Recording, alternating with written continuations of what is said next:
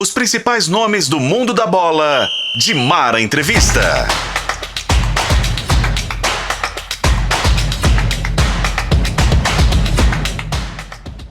Olá para você, de Mara Entrevista, chegando nas plataformas digitais de O Tempo, no YouTube de O Tempo, na Rádio FM O Tempo, enfim, você nos acompanha aí em todas as plataformas do Tempo, trazendo sempre uma grande personalidade do futebol, né? Trazendo sempre alguém que conte histórias, conte a sua trajetória e que mereça estar aqui, né? Mereça mostrar para todo mundo o que é de verdade nos dias de hoje, né? E aqui, gente, a gente não esquece o passado. Aqui a gente fala do futuro, mas privilegia sempre o passado, porque quem não viveu não sabe o que está acontecendo hoje de verdade. É sempre o que eu digo para vocês. E hoje, com muito carinho, a gente vai receber Luciana Mariano, narradora da ESPN, a primeira mulher a narrar futebol na TV brasileira. Ela está procurando saber aí se é sul-americana, no mundo, não sei ainda, mas ela vai contar tudo pra gente e, olha, cheia de histórias. Obrigada, querida. Oi, Dimara, tudo bem? O prazer é todo meu, uma felicidade a gente se reconectar, né? Nesse Isso. mundo tão conectado, a gente trabalhou juntas, estivemos juntas na mesma emissora e acaba que a gente pede contato e aí surgem as redes sociais e a gente se reconecta. Eu estou muito feliz de estar aqui com você e estar aqui no Tempo, lógico. E, claro, fazendo um belíssimo trabalho na ESPN hoje, que ela faz junto com tantas mulheres, né, que vão chegando nesse espaço. Você acompanha futebol e é bom de palpite? Então tem que conhecer KTO.com, isso mesmo. A KTO é o melhor e mais seguro site para você apostar e se divertir. Tem os campeonatos estaduais, Copa do Brasil, Brasileirão, Libertadores, Champions League, ou seja, tem tudo. E várias outras modalidades, claro, além do futebol. E lembrando que na KTO, 2-0 é goleada. É isso mesmo. Se o time que você apostou abrir 2-0, a KTO paga na hora com o ganho antecipado. Faça seu cadastro, KTO.com, e utilizando o cupom O Tempo, você tem 20% de bônus no primeiro depósito. Isso mesmo, usando o cupom O Tempo, você tem 20% de bônus no primeiro depósito. Deixe os seus palpites na KTO.com, onde a diversão acontece. Você sabe que eu sempre respondo a pergunta: como é que era, né? Como é que, assim, foi o início? Foi difícil, não foi? Eu digo assim que foi uma coisa tão natural, né? Sair da faculdade, ir para Bandeirantes, que é a emissora onde a gente trabalhava juntas, e ir para o programa, ir para as transmissões, foi tudo acontecendo de forma tão rápida, né? Que se me perguntar assim, nossa, foi difícil? Não, porque a gente fazia parte de uma equipe em que não havia muito essa distinção se era homem, se era mulher. Você concorda comigo? Eu concordo na maior parte com você, sim, porque a gente não tinha ideia do que a gente estava fazendo. A Também. gente não tinha noção, né, de que o que a gente estava fazendo naquela época era muito revolucionário, porque o nosso entorno ele era tranquilo nesse sentido, na Band, né? Era uma equipe que entendia o lugar da mulher, era uma equipe comandada pelo Luciano do Vale, que não fazia essa distinção, que sempre nos convidou a estar no ar, ele sempre colocou mulheres no ar para apresentar, para reportar, e não seria diferente com a narração. No meu caso, quando eu comecei a narrar foi muito difícil, É mesmo? porque ainda é. Uhum. Porque as pessoas definitivamente, assim, essa é a última barreira a ser quebrada no jornalismo esportivo. Eu não tenho nenhuma dúvida. Porque ainda rola aquela coisa de, mas mulher não é para narrar futebol, mulher com futebol, mulher narrando não dá certo, então, fazer reportagem não tem problema, comentar ok, mas narrar não dá certo.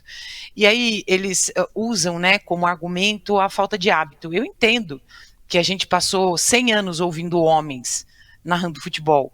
Mas eu não concordo com esse argumento, porque eu ouvi de uma pessoa muito próxima que me deu um estalo assim, que disse o seguinte: e porque você não está acostumado a ver juízes, juízas, médicos, médicas, negros, quer dizer que eles não podem fazer isso.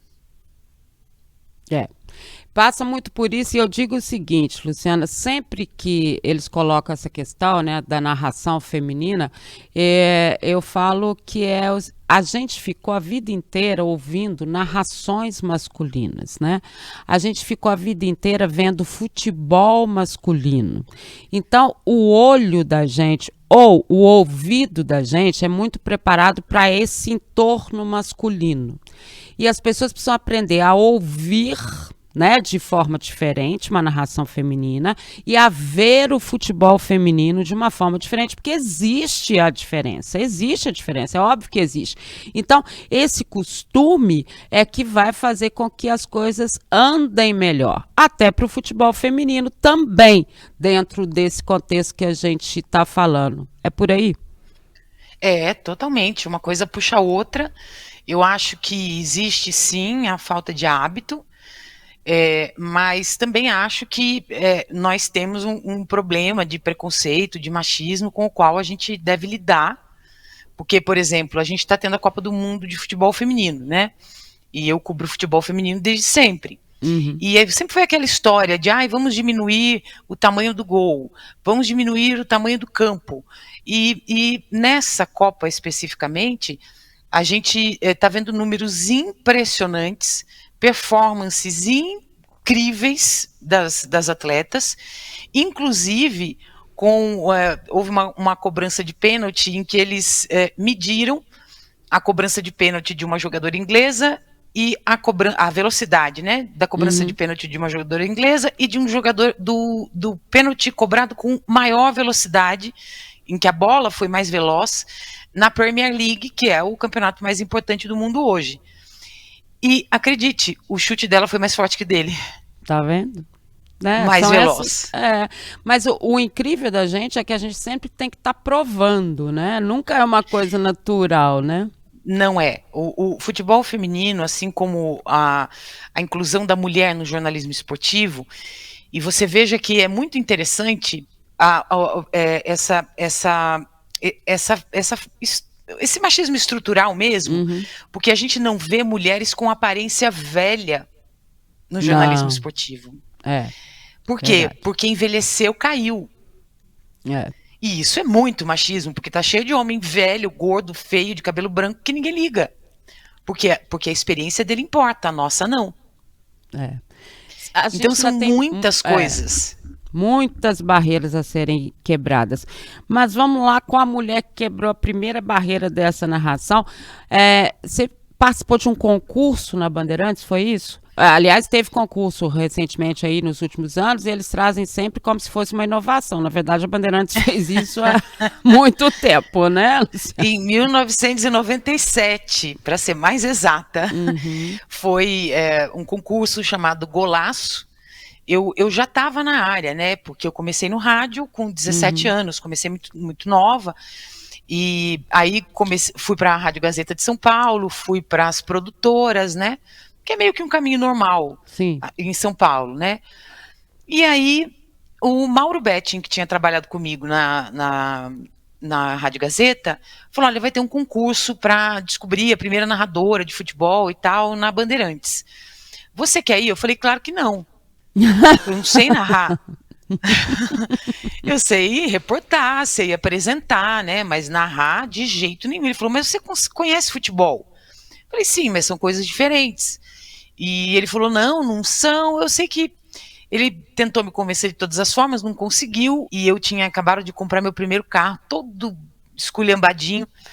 E faltava um X para eu pagar esse carro, para eu quitar esse carro. E o valor do prêmio era o valor para quitar o carro. Aí ele me convenceu. Olha. Aí eu falei: eu vou. Eu vou. Vou quitar esse carro agora. Eu vou quitar esse carro de qualquer jeito. E aí eu entrei. E o concurso acontecia no apito final, aos domingos, Então participavam 5 ou 6 vozes, a gente gravava durante a semana, ia pro ar no domingo, tinha a votação da bancada, que era uma bancada pesadíssima, né? Com o Luciano do Vale, com o seu Armando Nogueira, com o Roberto Rivelino, com o Gerson, enfim, só tinha gente de peso mesmo. E tinha votação popular. E aí eu fui ganhando as etapas até ganhar o concurso. E aí a Bandeirantes me ofereceu um contrato e para continuar reportando, apresentando e narrando. E aí eu começo definitivamente a narrar.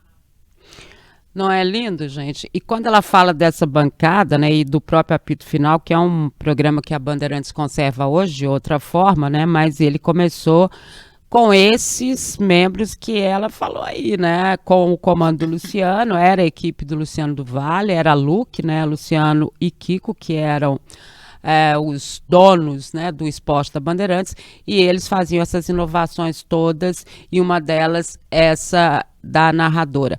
E aí você começa a narrar, e é bom lembrar o seguinte, tá, gente? A gente fala que ela foi a primeira narradora em TV brasileira, narrando masculino e feminino, tá? Não era, né, especificamente, eu não fui contratada para narrar futebol feminino, é um outro contexto. Já era narradora e narradora, né? Já estava competindo com os homens na época ali, não era mole, né? Nossa, dificuldade monstruosa, né? Porque tinha tudo, né? Tinha medo, tinha ansiedade, eu era uma garota, é bom lembrar disso, né? Porque você colocar eu acho uma menina hoje, pensando, né, com a cabeça que eu tenho hoje, uma garota de 21 anos para narrar em rede nacional, em TV aberta, é um passo gigantesco, foi um passo gigantesco, né? E deu audiência. Eu me lembro que na primeira vez, numa quarta-feira, com um jogo do futebol feminino, em que a Cici estava em campo. Imagina, depois a gente foi descobrir quem era a Cici, né? Quem seria a Cici. E esse jogo deu tipo 6 pontos de audiência na TV aberta. Então foi demais. Muita coisa. Muita coisa. Pois é. Muita coisa. Então, uma quarta assim, noite, quando eu né? digo. Pois é, então quando eu digo não foi fácil, não foi mesmo, porque eu não tinha com quem conversar, né? Não tinha com quem falar, não tinha em quem me espelhar, porque ninguém tinha feito. E não tive nenhum tipo de treinamento para fazer isso. No Golaço, no concurso, a gente narrou gols, mas é muito diferente do que ficar 2 horas no ar, né, ao vivo e narrando. Então eu acho que o rádio me preparou para isso, para esse improviso, para, enfim, encher linguiça se precisasse. Não precisou, porque a gente teve 11 gols nesse jogo. Ela narrou 11 gols já de cara, tá? E você tinha aquela coisa, porque eu imagino, eu também tive a sorte de estrear com menos de 20 anos na mesma equipe dela, fazendo reportagem de campo, com o Luciano lá em cima. Você imagina, o Luciano era o poder da narração. Já né? era o peso, né? Já era o peso. Né?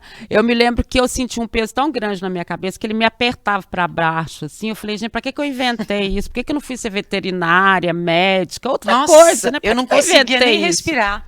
Não é? Eu não conseguia respirar. Era a tensão, ou seja, todo o meio me dizia que não era para eu estar ali. Mas você sabia então, que assim, porque foi vencer um medo, né? Foi olhar para aquilo e falar assim, não, mas espera aí, quem foi que falou que eu não devo estar aqui? E criar coragem naquele instante, naquele segundo, naquela tomada de decisão e dizer, não, vou subir a escada e vou para a cabine, opa. E foi o que eu fiz. E me conta, na narração do primeiro gol, o que você imaginou? Porque você estava criando um gênero, né? Não tinha muito, porque homem já tinha, eu espelhava em fulano e ciclano, né? Eu tinha um jargão, eu tinha alguma coisa. Você não tinha nada, né? Como é que foi esse primeiro? Ali saiu o gol, você falou, meu Jesus, e agora? A tensão foi tão grande que se eu te disser que eu não lembro, eu relembrei, porque o Dudu Manhani, que estava na nossa equipe, resgatou esses gols. Ele resgatou esses gols, e aí eu vi de novo e percebi que eu imitava os homens, porque era uma coisa óbvia, era só o que eu tinha, né? Mas racionalmente eu não consigo me lembrar da sensação do momento em que saiu o primeiro gol, tudo meio que se apagou por conta mesmo da adrenalina. E o Luciano chegou a conversar com você sobre isso, porque ele era o papa da narração, né? E aí ele falou com você, vocês tiveram essa história dele de orientação. Foi aí que a gente começou a se relacionar, né? Porque colocaram ele no caminhão de transmissão do lado de fora do estádio, mas eu não sabia que ele estava lá. Porque eles tinham o seguinte medo: se ela travar, e eu entendo, porque nunca ninguém Claro. tinha feito. É lógico. Se ela travar, alguém precisa assumir. E o Luciano falou: já que eu inventei, eu assumo. Isso eu soube tudo depois, né? É lógico. E eu não sabia que ele estava ali. Quando terminou, que eu desci, que eu não sentia mais as pernas, que eu estava completamente em outro mundo, eu desci a escada e dei de cara com ele. Nossa Senhora. Aí eu falei: mas como assim, né? Você veio assistir? E ele falou: não, eu estava no caminhão stand-by. Eu falei: ai, senhor, ele ouviu inteiro. Aí eu falei: né? Ele falou assim: olha, eu só vou te dizer uma coisa. Quando o gol tem emoção, ele tem emoção. Quando ele não tem emoção, ele não tem emoção. E ali eu entendi que eu tinha gritado os 11 gols como se eu fosse uma louca. Entendi. Então, assim, foi esse o único toque que o Luciano me deu em 13 anos de convivência.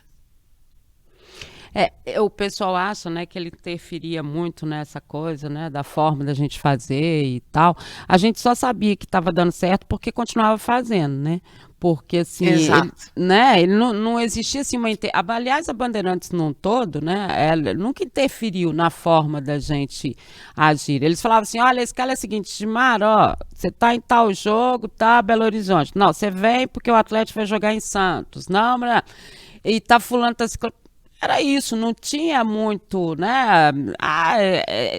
Assim, a gente se fazia por si mesma, né? A gente se fazia por si mesma, né? Acho que passava eles permitiam, né, que a gente se desenvolvesse, que a gente alcançasse, porque é preciso alcançar um ponto de mínimo conforto para poder criar, né? Enquanto a gente fica naquela tensão, não tem espaço para criatividade.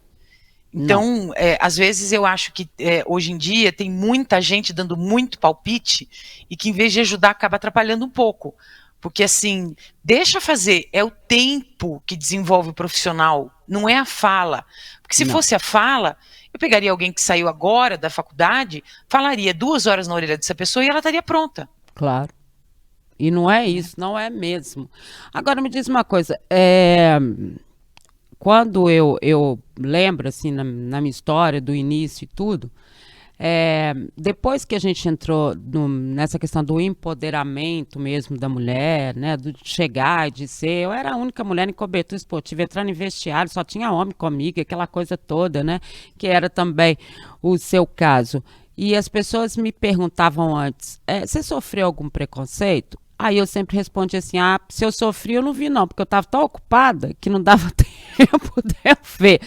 Mas aí hoje eu sei que. Aí você começa a descobrir, fala: gente, mas isso que fizeram comigo foi, né? Era foi preconceito, foi assédio. A gente não sabia. Não sabia. Juro, gente, a gente não sabia mesmo, né? Porque ninguém falava, por exemplo, a palavra feminismo. Isso. Eu fui ouvir pela primeira vez, eu acho que em 2013, 14, talvez. E eu sou dessas, acho que vocês estão vendo aqui atrás. Eu gosto de ler, gosto de me informar. Não foi por falta de procurar, mas eu não entendia esse lugar. E muitas vezes eu cometi o grande equívoco de dizer que eu não era feminista e que eu era contra as feministas. Eu precisei estudar muito, eu precisei mergulhar no assunto para poder entender o meu papel na história, entender o meu papel na vida, porque eu não segui nenhum tipo de roteiro, né, pré-estabelecido. Ninguém ditou as regras da minha vida, talvez até um determinado ponto, mas depois não. Mas eu me sentia uma pessoa estranha, porque eu pensava: nossa, todo mundo faz uma coisa e eu não faço? Será que eu sou esquisita? E E aí quando eu começo a descobrir essa coisa do empoderamento, do nosso espaço que foi negado, das vezes em que eu sofri preconceito e não percebi por causa da minha ignorância. Então, quando eu fui percebendo tudo isso, as coisas começaram a fazer sentido para mim. Eu comecei a entender os desconfortos que eu sentia, eu comecei a entender os medos que eu sentia, eu comecei a entender tudo. E que o problema não estava comigo. Isso foi a coisa mais libertadora do mundo. Assim, não está com você. Não é você o problema.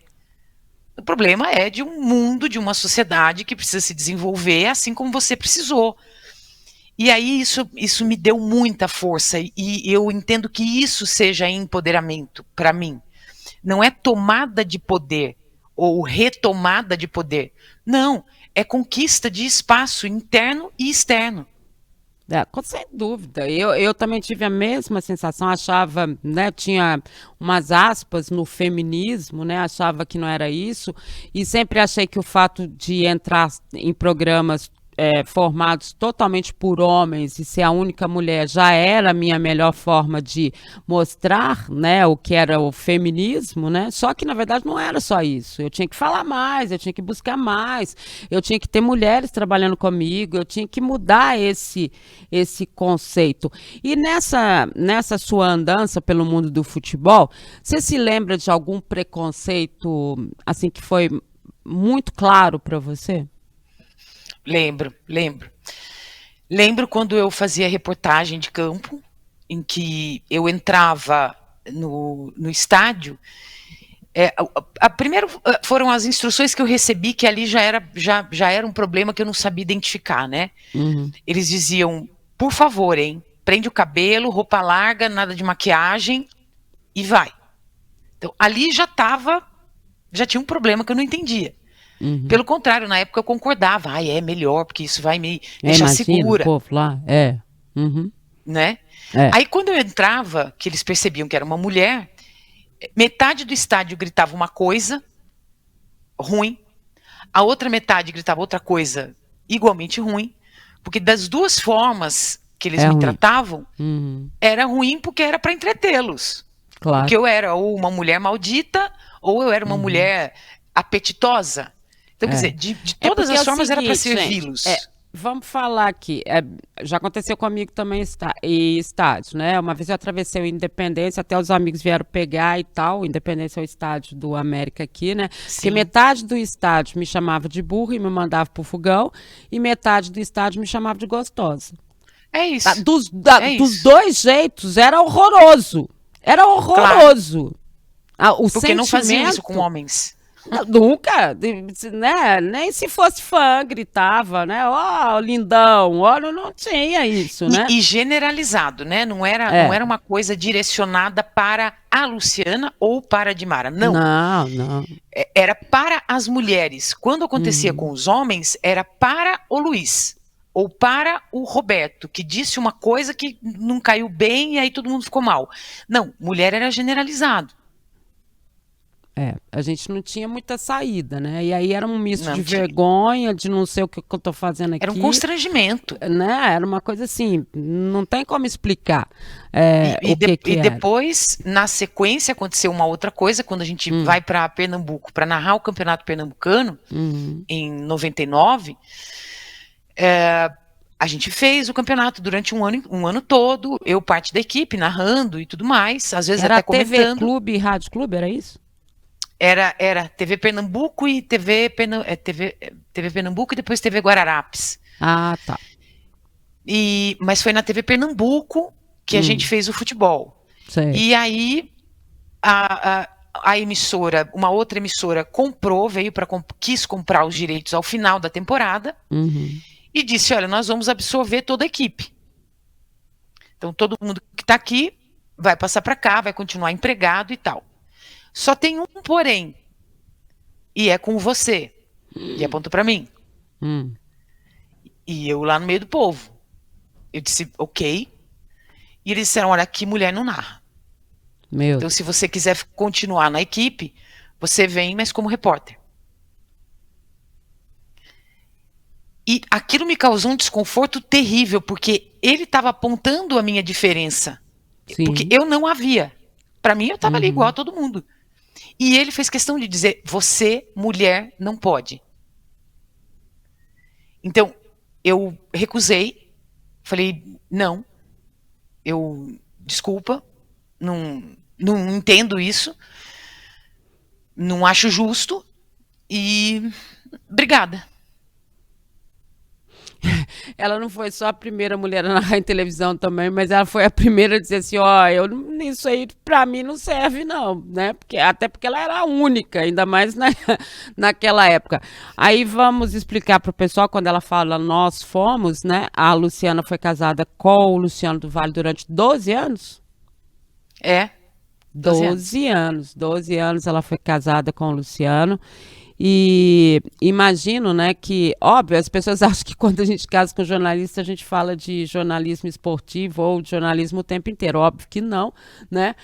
Conta um pouquinho pra gente desse Luciano que a gente sente tanta falta, não só pela idealização do que era, pelo que ele mostrava ser, pelo enxergar tão à frente, né, muito antes de tantos outros, né? E aí a gente não está falando só do vôlei, né? A gente não está falando só da luta livre, a gente não está falando só do futebol master, a gente não está falando só do futebol feminino, né? Que ele foi o primeiro a transmitir em televisão, mas a gente está falando da pessoa. Como que era esse Luciano? Então, eu posso falar do período em que eu estive com ele, né? Da minha convivência, do que a gente compartilhou. E assim, ele era. Eu me lembro que na época saiu uma capa da revista Veja, eu acho, se não estiver enganada, mas que ficava lá em casa. E que era assim, uma máquina de sonhos. E ele era isso, né? Ele dormia, sonhava e acordava, realizava. E as coisas que, como por exemplo, transmitir sinuca, que era uma coisa que ninguém nunca tinha Rui pensado na Chapéu, vida. quem não se lembra, né? Ele trouxe os esportes norte-americanos para o Brasil, né? Como a NFL, como hoje está super na moda, mas na época não existia. Ninguém nem né? sabia. Ninguém, os campeonatos europeus, quer dizer, ele realmente era um cara muito, muito à frente do tempo dele, ele tinha ideias assim, do nada. A gente estava jantando, ele falava, você sabe que... E pronto, e surgiu uma coisa incrível. Mas, assim, no trabalho sempre foi um baita de um parceiro, companheiro de todo mundo, né? Acho que todo mundo que trabalhou com ele sabe disso, que ele era o cara que terminava as transmissões, aí gostava de levar todo mundo para comer, para jantar, gostava de compartilhar restaurantes, que era nosso maior barato, assim, era viajar para ir em restaurante, quando a gente ia fazer jogos, vamos lá na Dona Lucinha, em BH, vamos lá não sei onde, o barato era esse.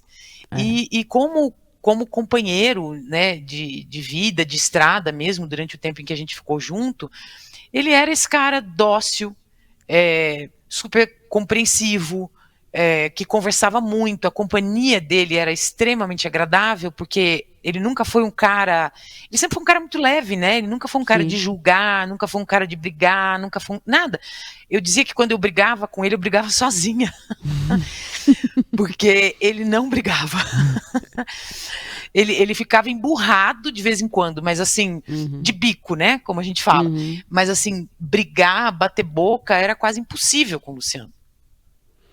E olha só, quando a gente fala dessa história também, além de narrar futebol, né, além do preconceito de ser a primeira, você ainda passou por preconceito por ser a esposa dele também, né? Porque a ideia era aquela assim, olha, ela só narra ou ela só tá aí porque é a mulher dele, né?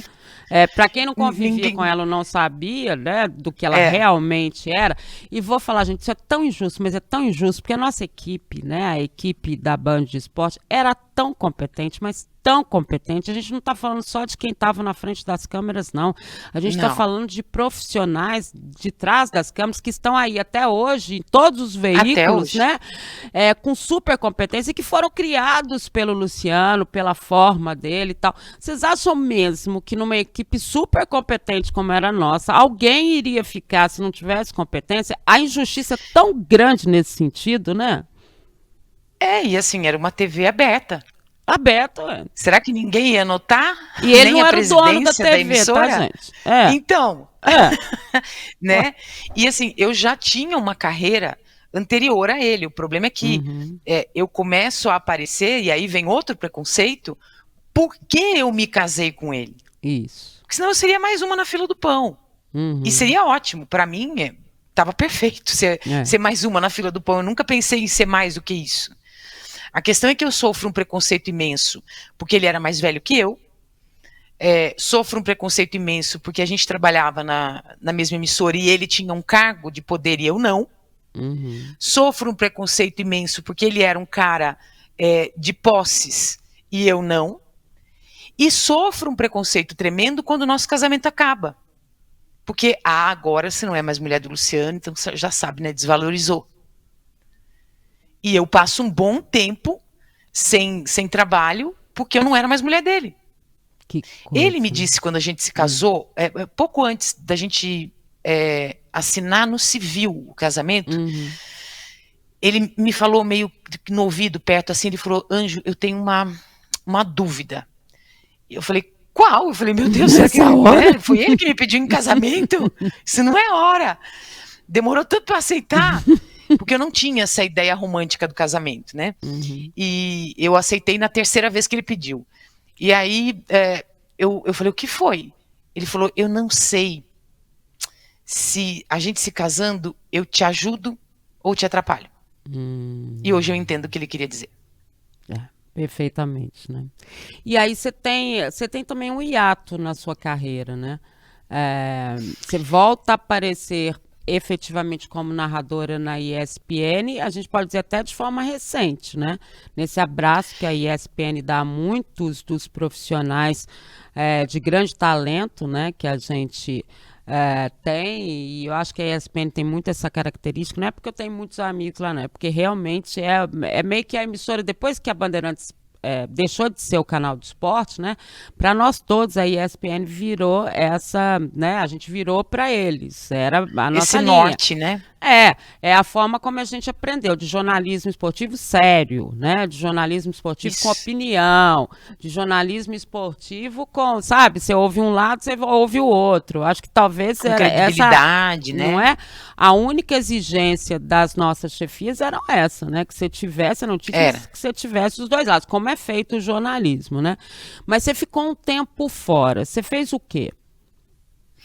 Então, esse é um hiato que, na verdade, não aconteceu. Aconteceu para quem estava fora de Pernambuco.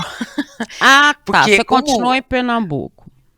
Sim, como a gente era um sonho do Luciano morar lá, eu continuei na Rede Bandeirantes até 2005, se não me falha a memória. Entre a Rede e Pernambuco, assumindo a TV lá, com um programa que era nosso, do casal. Tá, e o Campeonato Pernambucano. Só que as pessoas aqui não sabiam disso, porque era estatal. Sim. Mas eu nunca parei, né? Eu continuei até depois de me separar, voltar para São Paulo, voltar para as produtoras. Aí passei mais, depois de alguns anos, me casei de novo.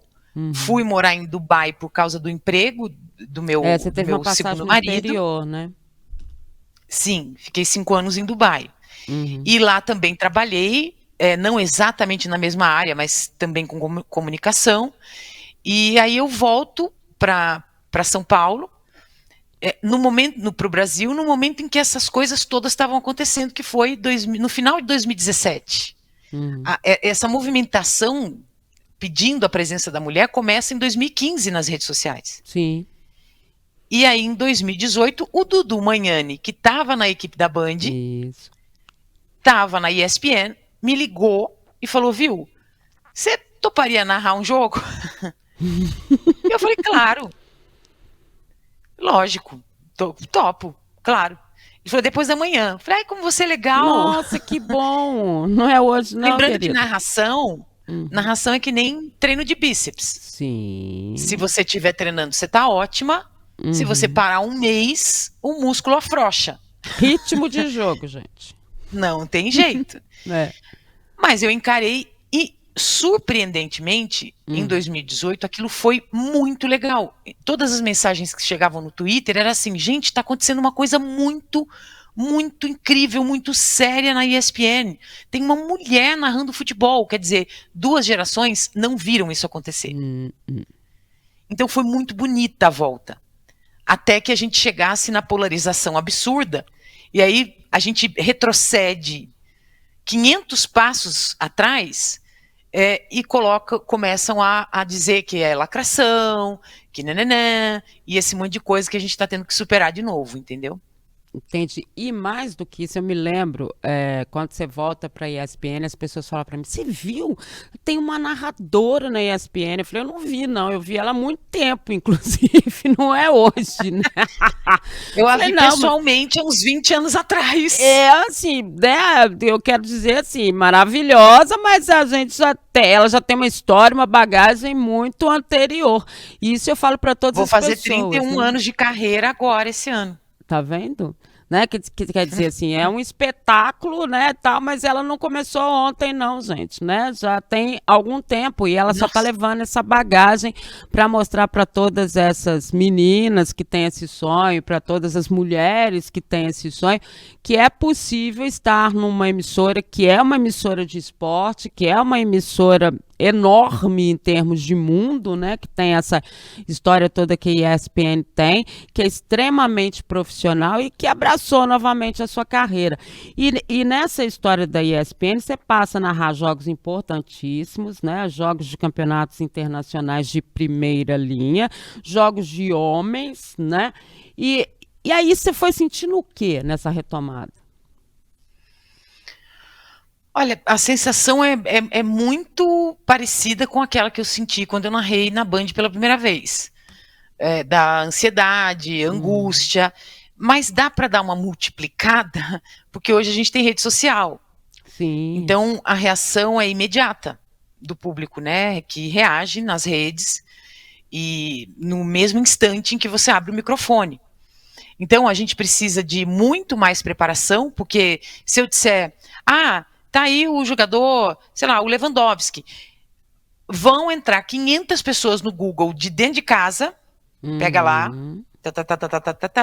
fala, mas ela não disse que ele nasceu no dia 25 de março. Tipo isso, entendeu? É verdade, é verdade. Assim, é verdade. vão procurar qualquer tipo de argumento para desvalorizar o meu trabalho, porque eu sou mulher.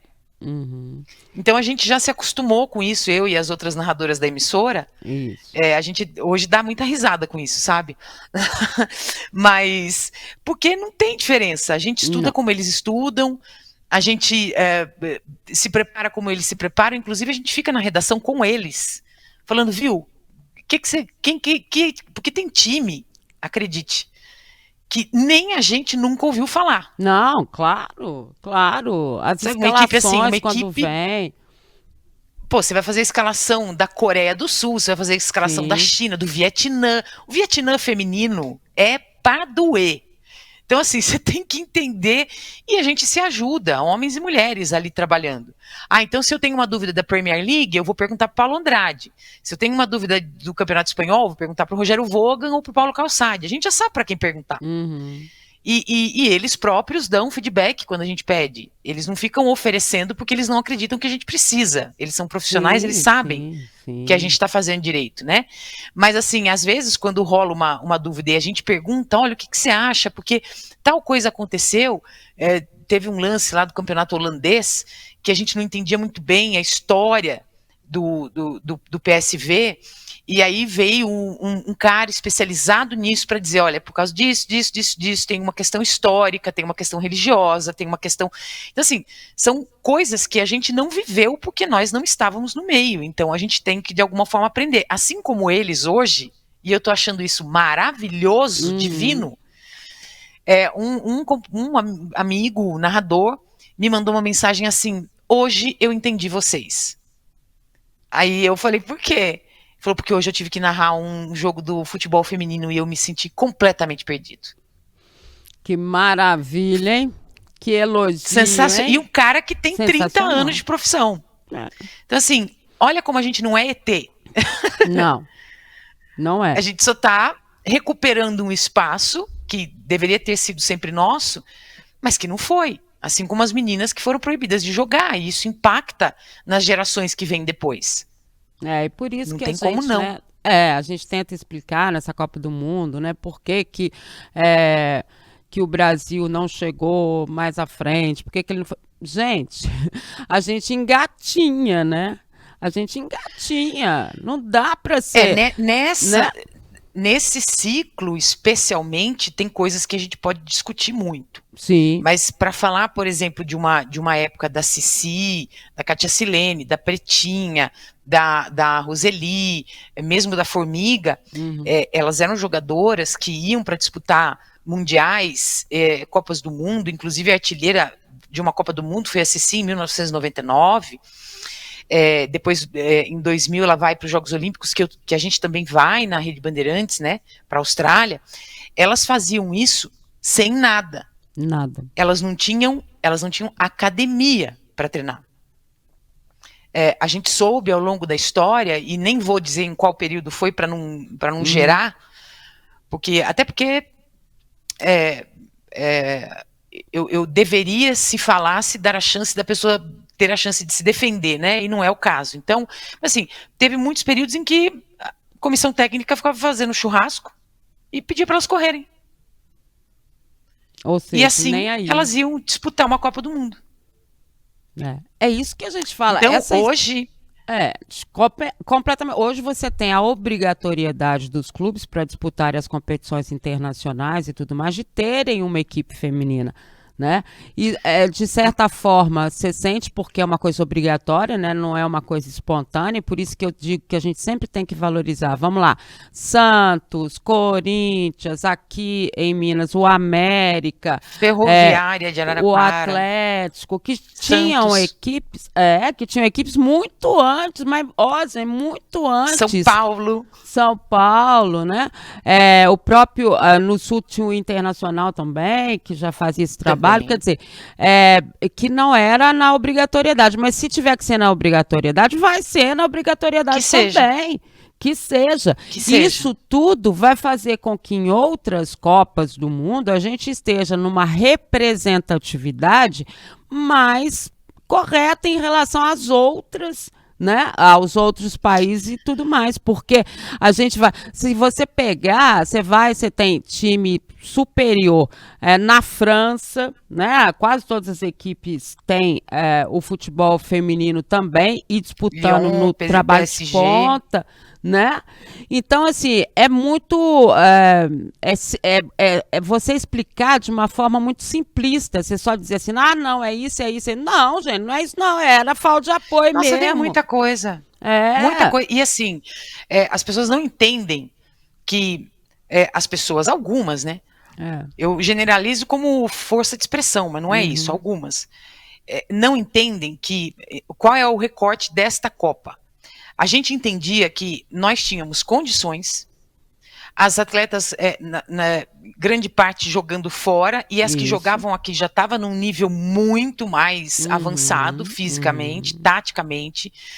Então, sendo treinadas por uma técnica que não deu certo, que teve lá os seus méritos sobre algumas coisas de organizacional dentro da CBF, mas que, isso é a minha opinião muito pessoal. Sim. Mas que não conseguiu fazer uma gestão legal de grupo, de equipe, porque ela é muito teimosa, eu não tenho o menor medo de dizer isso, porque ela testou demais jogadoras em várias posições, ficava mudando jogadora de posição, testando, e quando a gente chegou na hora do vamos ver, nem a gente sabia qual era o time que ia sair escalado. Então, e isso cobrou um preço muito alto, porque se a gente comparar, e esse é o recorte de quem... E veja, eu não estou dizendo isso como um mérito, eu vi o passado. não deixa de ser um mérito. Mas eu não estou dizendo que quem chegou há pouco tempo não saiba disso. Não é isso. Mas eu estou dizendo que, poxa, se na época da Cici, que não tinha nada, a gente conseguia emplacar melhores posições e com melhores jogadoras do que hoje, que a gente tem muito mais estrutura e que ainda não é suficiente, precisamos de mais, mas o que nos chateou nessa Copa do Mundo era a real sensação de que nós poderíamos ter chegado pelo menos às oitavas ou quartas de final. Sim. Cair na fase de grupos para a Jamaica, tendo passado pelo Panamá, é que foi muito inaceitável. Pelo contexto, pela história desses outros países também, né? É. Que estão muito longe, até a gente fala, né, mas estão muito longe de ser alguma coisa próximo do que o Brasil faz hoje em termos de futebol feminino. E no caso da Pia, tem muita história da gestão de pessoas, né? Eu acho que isso dela Então, é que foi, né? Porque, por exemplo, não convocar a Cristiane. Sim. Olha, pode dizer o que quiser, mas assim, eu vou pela lógica. Qual foi a jogadora que marcou mais gols no universo? No universo, qual foi a brasileira que mais marcou gols em 2022? Ela. Cristiane. Então. Né? Como é que você não chama? É. Andressa Alves precisou ir na finalíssima, empatar o jogo contra a Inglaterra para ser convocada. E ela só foi para a finalíssima porque teve um monte de lesão. A Pia ficou sem ter o que fazer, chamou Andressa Alves, que foi eleita a melhor jogadora na Itália, na posição dela em 2022, e ela não tinha chamado. Às vezes a gente, né, no mundo masculino do futebol, que nós estamos aí com treinadores estrangeiros na maioria das equipes, né, da primeira divisão do futebol brasileiro, a gente fica brincando, né? Falou um pouquinho enrolado, traz que é bom, né? É mais ou menos isso que aconteceu, porque você tinha que ter alguém muito mais próximo dessa realidade nossa, né? Exato. Se no masculino ainda tá um questionamento danado para o técnico da seleção brasileira, para ser de fora, nunca se aceitou um técnico de fora. Você imagina na feminina, né? Que a gente pede tanto para que as pessoas observem mais os talentos que a gente tem, observem mais aquilo que a gente mostra por aqui. E aí você me que traz... seja íntimo do processo, né? Que entenda ali o processo, né? Então, mas eu acho que saiba lidar com as coisas da CBF, que é outra questão grave também. Né? Muito grave, muito grave. E aí tá valendo para o masculino e para o feminino. Luciana, mas essa Copa pra gente, né? Para nós mulheres, em termos de cobertura, né? Ela foi um marco. Sensacional. Né? Foi. Foi um divisor de águas, porque a de 2019 a gente estava ainda entendendo o que estava acontecendo no retorno. Porque é quando o mundo inteiro começa a se mobilizar. 2018 é um recorte aí, 2017, 2018, né? Quando as equipes europeias, com exceção dos Estados Unidos, que nunca parou, China nunca parou, Japão nunca parou, tem seus problemas, mas nunca parou. Em contrapartida, aqui, América do Sul, Europa, a gente sofre muito num grande período de tempo, até que em 2018 os clubes começam a retomar essas atividades por muita pressão mesmo, de rede social, por muita pressão das feministas que realmente militam, e aí eles pensam, bom, a gente não está podendo aqui ficar sem incluir, nós vamos precisar incluir. E aí eles começam esses projetos novos para o futebol feminino. Então, quando chega na Copa de 2019, está todo mundo meio que tentando entender o que está acontecendo. Prevalecem as forças que nós conhecíamos desde sempre. Sempre. Estados Unidos, Holanda, Suécia, né? As equipes que a gente já estava habituado a ver vencer quase que sempre. Não a Holanda, no caso, mas a chegar, né? E aí começa a aparecer o trabalho, por exemplo, da Inglaterra, que começa a chegar já a 2, 3 Copas. Chegar ali entre as 8 melhores equipes do mundo. O ranking começa a mudar. A Champions League ganha força. A Women's Champions League, né? Os campeonatos europeus tomam corpo. O Campeonato Brasileiro volta. O Paulista volta. As coisas começam a ganhar um outro cenário. E outro patamar, e essas atletas começam a treinar, a ter acesso a um treinamento de qualidade, o que permite que elas se desenvolvam fisicamente no melhor que podem, E, portanto, elas vão correr 90 minutos, mais 30 de prorrogação, vão para os pênaltis e de boa. Você não vê ninguém morrendo. E jogando numa intensidade absurda. Então, quando a gente chega nessa Copa de 2023, a gente está reordenando toda a história do que se viu até aqui no futebol feminino, porque a Noruega não é mais uma força. A Suécia está sempre parando no meio do caminho, porque a ideia de jogo não muda. O Japão chega com a organização que a gente já conhece e que mantém ao longo dos anos, com algumas variações, mas a gente vê também grandes surpresas. Então, a ascensão do futebol francês, a ascensão do futebol espanhol, que está na final, a Inglaterra na final, pela primeira vez, e a Inglaterra tem hoje a liga mais bacana do mundo. E eu tenho certeza de que a Inglaterra chega por conta do desenvolvimento da liga e por terem ido buscar a Sarina Wiegman, que é uma treinadora fora da curva, assim como a Jill Ellis era para os Estados Unidos. Então ela vem, bota ordem naquilo que eles tinham de talento, por isso que eu falo, não basta que você tenha talento e investimento, embora a gente não tenha ainda o investimento adequado, mas você precisa ter alguém que conheça muito e que, além de conhecer muito, seja muito antenado com o que há de novo, porque, pelo que dizem e do que a gente ouve, a Pia não era lá uma pessoa que gostava muito de fazer esses processos. Não. E hoje em dia você tem que fazer análise de desempenho, você tem que lidar com isso. Então, e a Sarina Wiegman é essa mulher, é essa pessoa. Tanto que ela leva a Holanda a ser campeã europeia em 2017, sai da Holanda, vai para os Estados Unidos, passa 2 anos sem perder um único jogo, é campeã da Euro e agora leva a Inglaterra à final de uma Copa do Mundo pela primeira vez.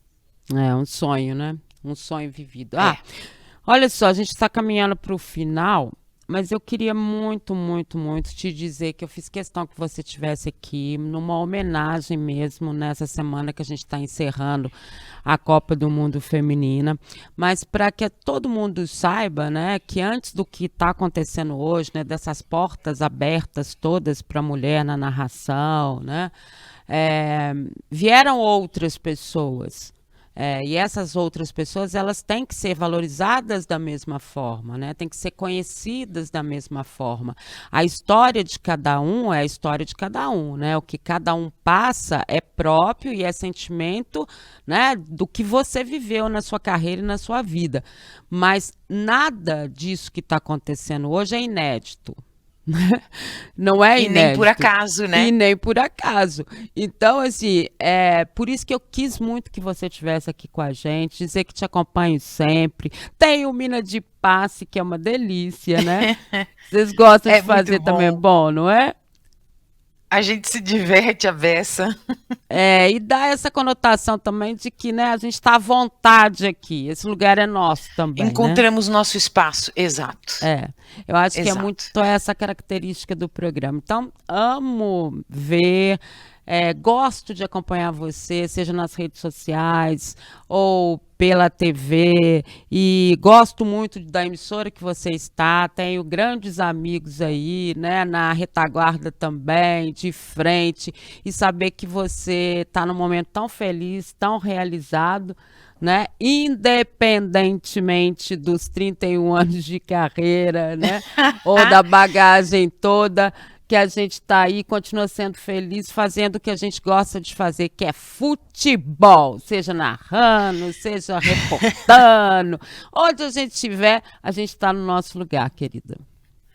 É isso, eu que te agradeço, muito obrigada pela lembrança, fiquei muito feliz de poder conversar com você de novo, de te rever. Essa é mais uma coisa que a gente precisa pensar nas mulheres maduras, né? Que a nossa experiência seja aproveitada, a tal da etariedade não pode ser mais um obstáculo dos milhares de obstáculos que nós já enfrentamos na nossa vida, na nossa carreira, né?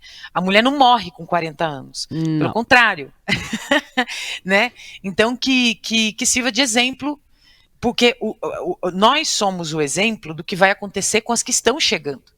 Porque senão a gente vai dizer para essas meninas o seguinte, olha, você vai chegar com 30 e quando você tiver 40 acabou a tua carreira, você vai ter 10 anos. Isso não pode acontecer.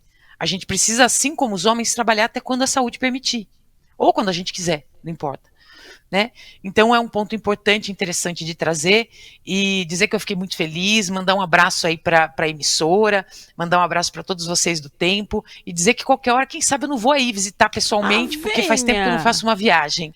Ah, então vem, é minha Eu vou. convidada, vem aqui, vamos para Dona Lucinha, vamos para outros lugares, vamos Saudade. rever essa comida maravilhosa, esses botecos de BH que são fantásticos.